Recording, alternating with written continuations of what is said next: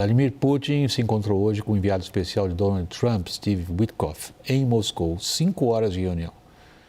Após essas 5 horas, o Kremlin disse que ainda não há acordo sobre uma eventual cessão de territórios da Ucrânia em troca de uma eventual paz. As questões que estão na mesa de negociação você confere agora.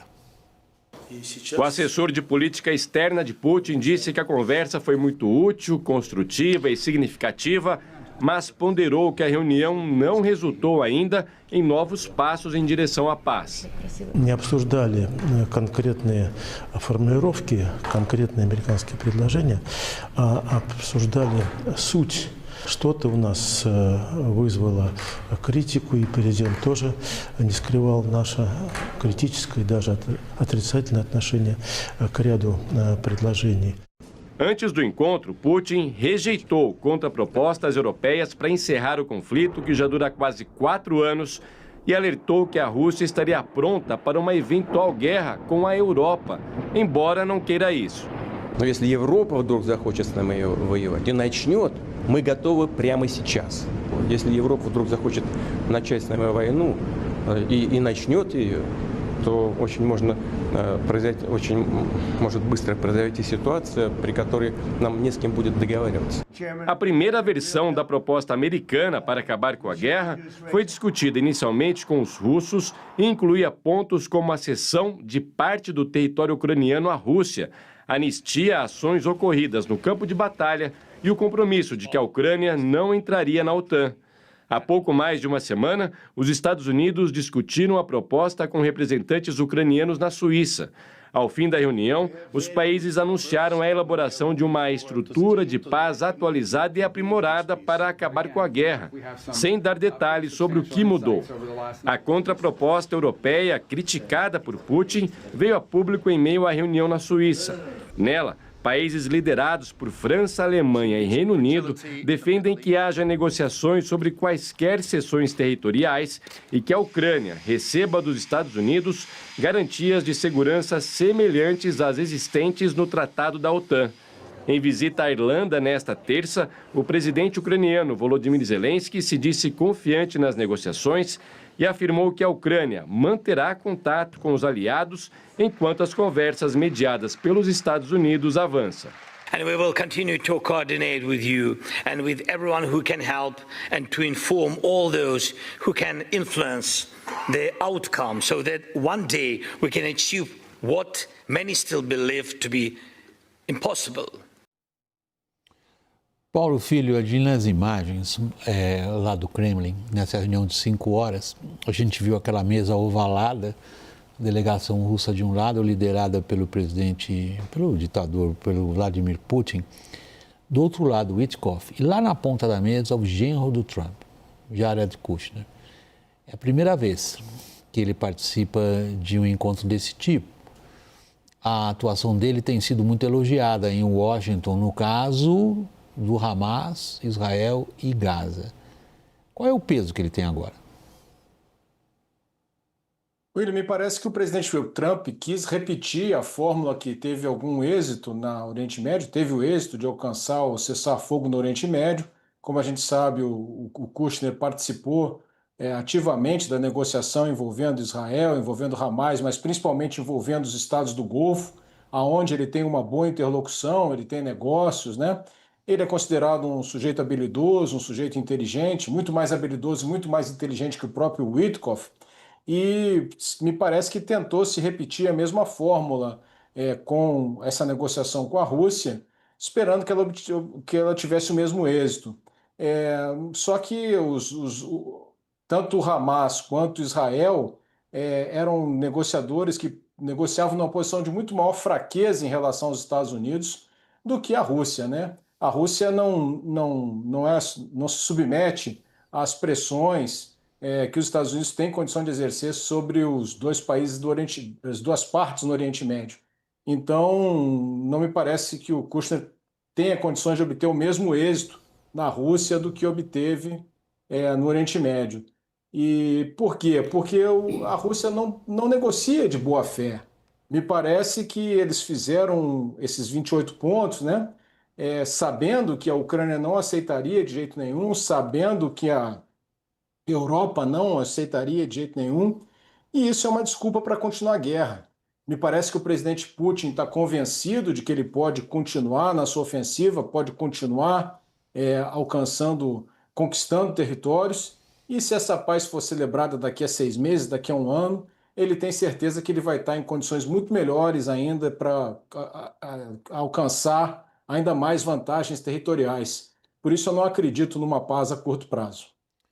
Dorival, das frases que o Putin pronunciou em público, ali, algumas delas a gente reproduziu, a que mais chamou a atenção foi essa advertência que ele fez à Europa. Se vocês querem ir para o pau, nós estamos prontos. Aí há um grande arco histórico aí, que a gente pode remeter a mais de 200 anos atrás, que é a capacidade da Rússia de ser o último árbitro da segurança europeia. Que é, no fundo, o que o Putin está reiterando hoje. Ele está dizendo, não cabe aos europeus determinar o que deve ser qualquer tipo de arranjo nessa parte da Europa. Cabe a nós. Ele elevou, na verdade, digamos, o sarrafo da negociação. Quando, além das questões específicas com a Ucrânia, ele diz quem manda no que a Europa tem de necessidade de segurança não sou eu e não eles. Quem manda nos arranjos de segurança da Europa, quem tem poder de veto sobre quem é integrante da OTAN. E eu vi ali uma ameaça velada de usar a arma nuclear, quando ele disse, com a Ucrânia eu fui cirúrgico, o que é absurdo, né? É um desrespeito para dezenas de milhares de pessoas mortas e mais de 50 mil edifícios destruídos, segundo a ONU, e sem contar toda a infraestrutura, enfim, todas as atrocidades cometidas na Ucrânia, sequestro de mais de 30 mil crianças ucranianas e assim por diante. Mas quando disse, eu fui cirúrgico com a Ucrânia, com a Europa seria diferente. E aí ele falou assim, não sobraria ninguém com quem negociar. Essa frase significa que eu aniquilaria nuclearmente a Europa.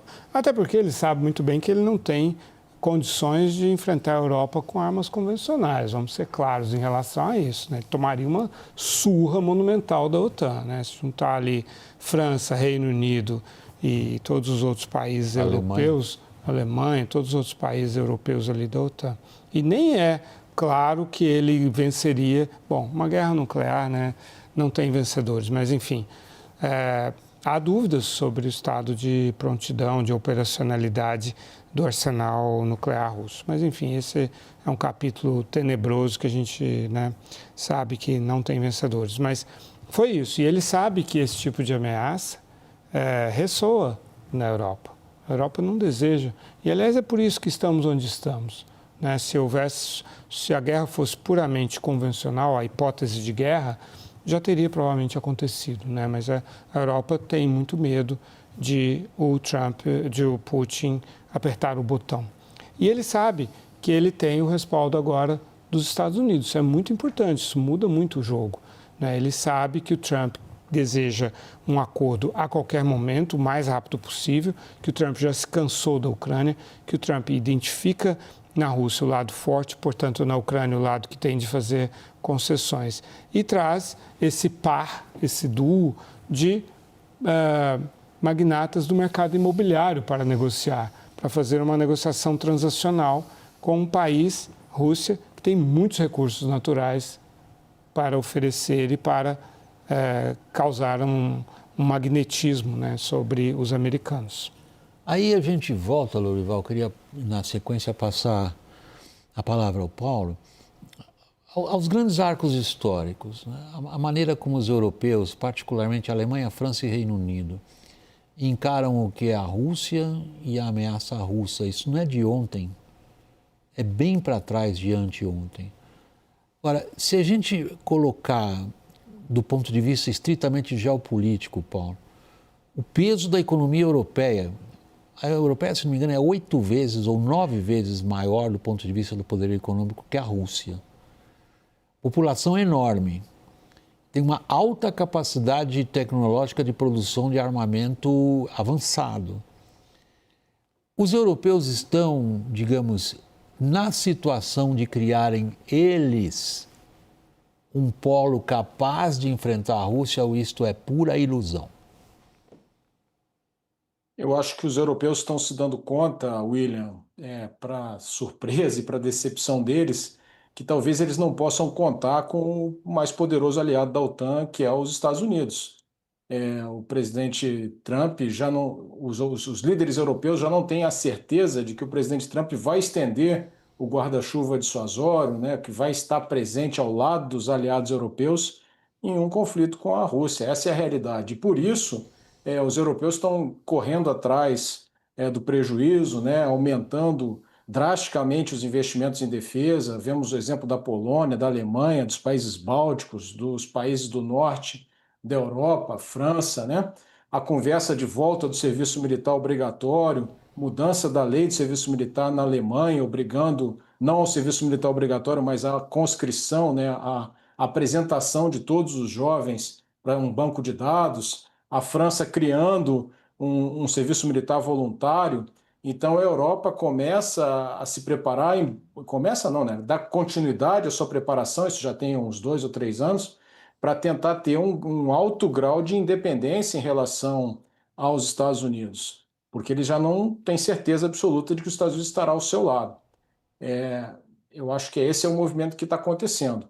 Você fala da diferença da economia europeia em relação à Rússia, é verdade. A Europa tem uma condição econômica e tecnológica muitíssimo superior à Rússia, mas a quantidade pessoal, né, os militares que vão ser empregados nas Forças Armadas, isso preocupa os líderes europeus. E aquele discurso do general-chefe de Estado-Maior Conjunto da França, Fabien Mandon, na semana passada, que chamou muita atenção, causou muita polêmica, dizendo que a França teria que se preparar para, em caso de conflito, para ver a morte dos seus filhos, né? Isso é uma obviedade. Na guerra morrem os jovens, né? Infelizmente, é uma tragédia. A guerra é a maior de todas as adversidades. Mas a sociedade europeia está há 70 anos em paz, né?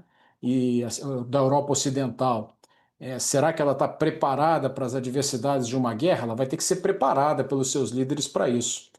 Então é bastante preocupante a situação da Europa. E essa fala do presidente Putin, eu concordo com o Lorival, né? Ele fez claramente uma ameaça ao uso e utilização da arma nuclear. A gente estava acostumado a ver o ex-presidente Medvedev, né, fazer semana sim, semana não essas ameaças, isso nem era mais levado em consideração, mas o presidente Putin fazendo essa ameaça, a coisa muda de figura, né? E a postura do presidente Putin me chamou muita atenção, né? Ele parece bastante autoconfiante, né? A forma como o corpo dele se comporta, né, mostra que ele está bastante confiante na vitória na Ucrânia.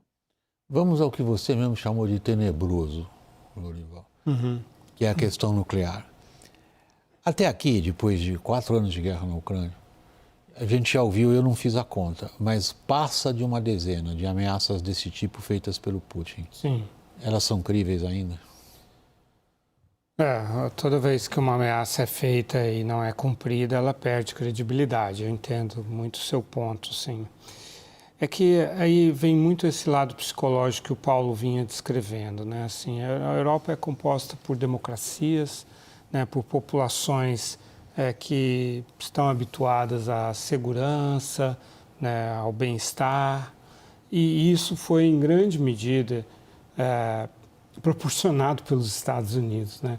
Nesse sentido, Trump representa algo que tem um fundamento, tem razão, né? Enquanto a Europa tem todo o seu sistema de bem-estar social, que é caríssimo, ela economizou nas Forças Armadas, e os Estados Unidos têm um sistema de bem-estar precário e Forças Armadas muito pujantes. É evidente que os Estados Unidos são uma potência econômica e tecnológica e as Forças Armadas são compatíveis com isso. Mas a Europa também é, né? A Europa economizou na defesa.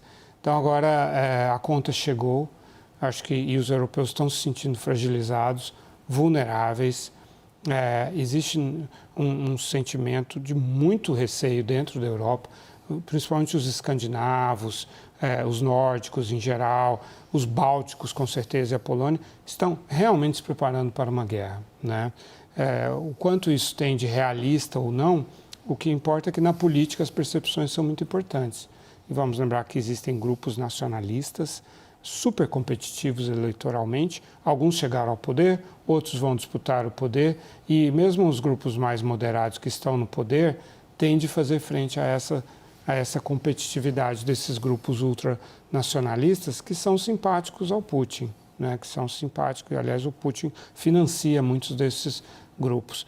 Então há um equilíbrio político aí difícil de manter.